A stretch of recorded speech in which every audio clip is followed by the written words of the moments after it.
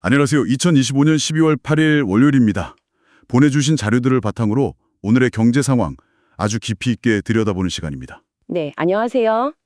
와, 오늘 자료들을 보니까 주식시장 1일 요약부터 부동산 시장 관식 데이터 그리고 두 시장의 관계를 분석한 전문가 코멘트까지 정말 꼼꼼하게 챙겨주셨어요. 네, 오늘 자료들이 겉보기엔 진짜 완전히 다른 세상 이야기 같아요. 맞아요? 한쪽은 거의 불타는 잔칫집인데 다른 한쪽은 꽁꽁 얼어붙어 있으니까요. 하지만 이걸 파고 들어보면 결국 금리라는 하나의 키워드로 연결이 됩니다. 맞습니다. 그래서 오늘 저희의 미션은 바로 그겁니다. 코스피는 4,150을 가뿐히 넘어서면서 축포를 쌓아 올렸는데 왜 부동산 시장은 거래가 뚝 끊겼다는 뉴스가 나오는 건지, 네, 이 서로 다른 두 개의 신호가 왜 동시에 나타나는 건지 그 숨겨진 이유를 찾아서 이게 당신에게 어떤 의미인지 명쾌하게 정리해 보겠습니다. 좋습니다. 그럼 먼저 아주 뜨거웠던 주식시장부터 시작해 볼까요? 코스피가 1.44%나 급등해서 4,154.85에 마감했고 코스닥은 역사상 처음으로 시가총액 500조 원을 돌파했어요. 네, 500조. 대단한 숫자죠. 숫자만 보면 정말 엄청난데요. 대체 누가 이렇게 시장을 끌어올린 건가요? 오늘 시장의 주인공은 누가 뭐래도 외국인이었어요. 아, 외국인이요? 네, 자료를 보면 외국인이 혼자서 무려 3,213억 원어치를 순매수했습니다. 시장 전체를 그냥 들어 올린 거죠. 와, 그런데 여기서 진짜 재밌는 포인트가 있어요. 어떤 점이죠? 바로 같은 시간에 기관과 개인 투자자들은 합심해서 순매도를 했다는 거예요. 네, 기관까지요? 네, 차익 실현에 나선 거죠. 보통 개인하고 외국인이 반대로 움직이는 건 자주 봤어도 기관까지 개인과 한편이 되어서 외국인이랑 이렇게 정반대로 움직이는 건 흔치 않은 그림이거든요. 와, 그건 정말 이상한데요. 국내 투자자들은 이제 팔 때다라고 생각하는데 외국인들은 아니다, 지금이 살 때다라고 외치면서 들어온 거네요. 그렇죠. 그들이 우리랑 다르게 보고 있는 게 대체 뭘까요? 가장 큰 이유는 미국 연준, FOMC의 금리 인하에 대한 기대감이 글로벌 시장을 완전히 뒤덮고 있기 때문이에요. 와, 금리 인하 기대감? 곧 돈의 값이 싸진다 이 신호가 나오니까 전 세계의 거대 자금들이 은행 예금 같은 안전한 곳에서 빠져나오고 있는 거죠. 네네. 그리고 주식처럼 더 높은 수익을 기대할 수 있는 위험 자산으로 옮겨오고 있는 겁니다.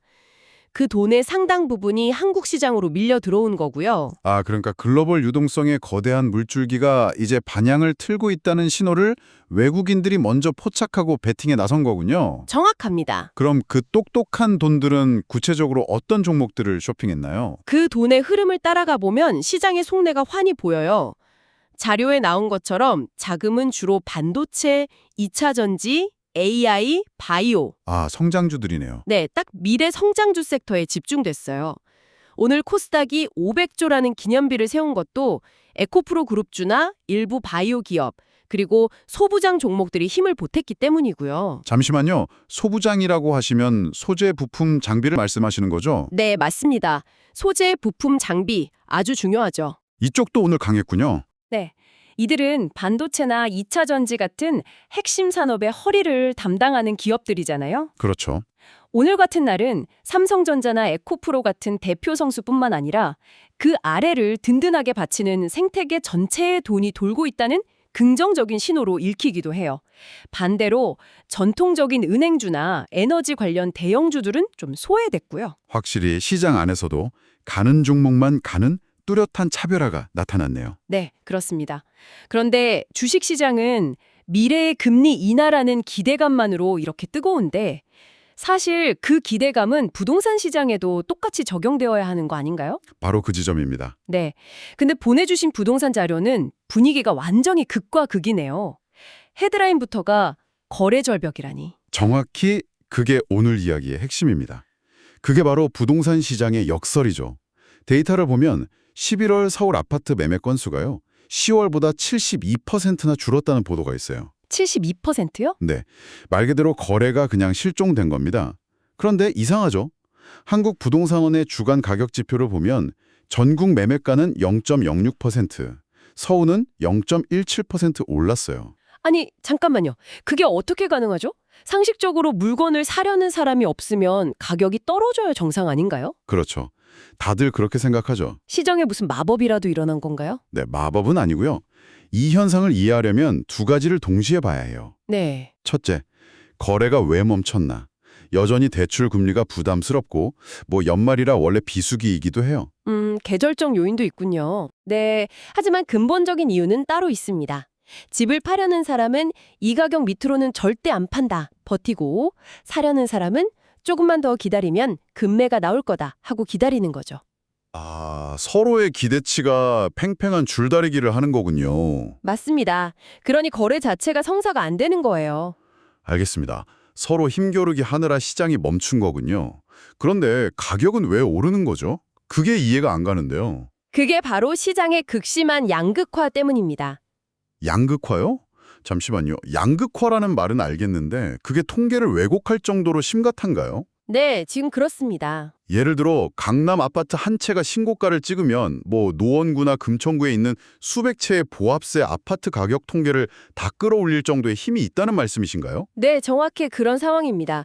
지금 시장은 소수의 인기 지역이 전체를 끌고 가는 구조예요. 와, 예를 들어 강남이나 마용성 같은 핵심 지역은 살고 싶어 하는 사람은 많은데 팔려고 내놓는 매물 자체가 귀해요. 그렇죠. 그러다 보니 어쩌다 거래가 하나 터지면 그게 신고가가 되고 주변 아파트 주인들도 그 가격을 기준으로 호가를 올려버리죠.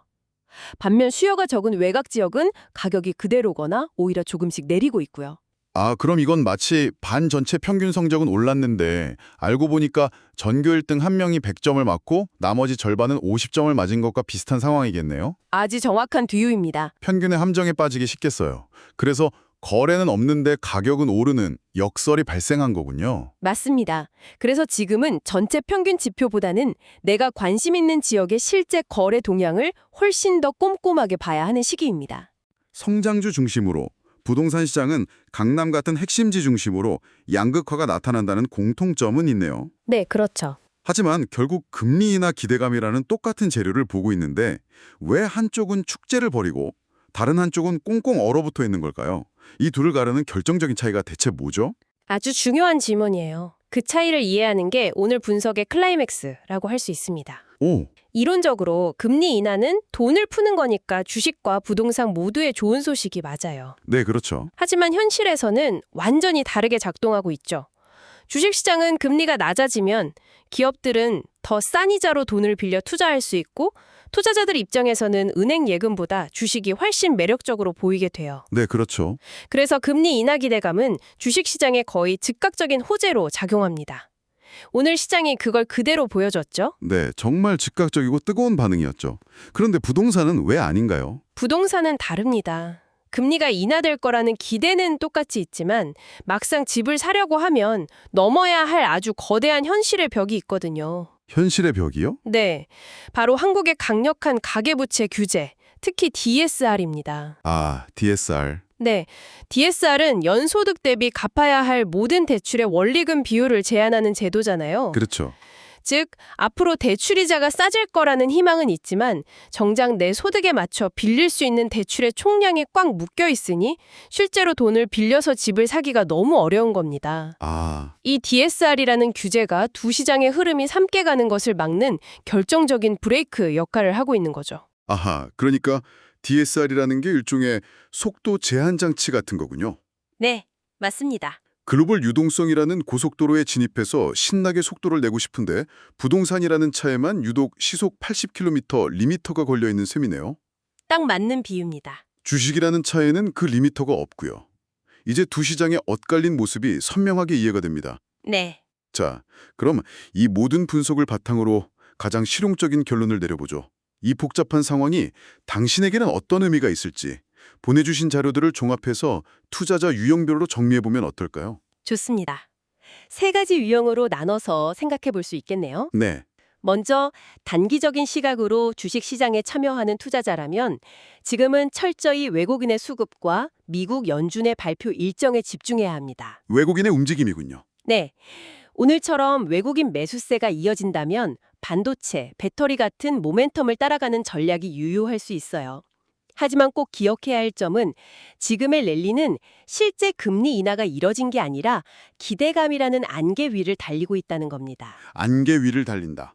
그 안개가 걷혔을 때 현실이 기대와 다르면 흐름은 언제든 급격히 바뀔 수 있으니 리스크 관리는 필수입니다. 단기 투자자는 외국인의 움직임이라는 파도를 타되 그 파도가 신기루일 수도 있다는 걸 항상 기억하라는 말씀이시군요. 그럼 긴 호흡으로 보는 장기 투자자는요? 장기 투자자에게 오늘 시장이 던지는 질문은 이것입니다.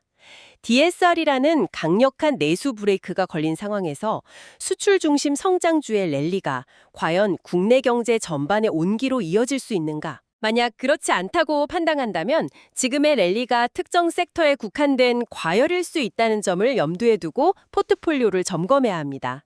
화려한 파티 분위기에 휩쓸리지 말고 AI나 반도체 기업들이 정말로 돈을 벌어들이고 있는지 그 펀더멘털을 더 냉정하게 따져볼 때라는 거죠. 알겠습니다.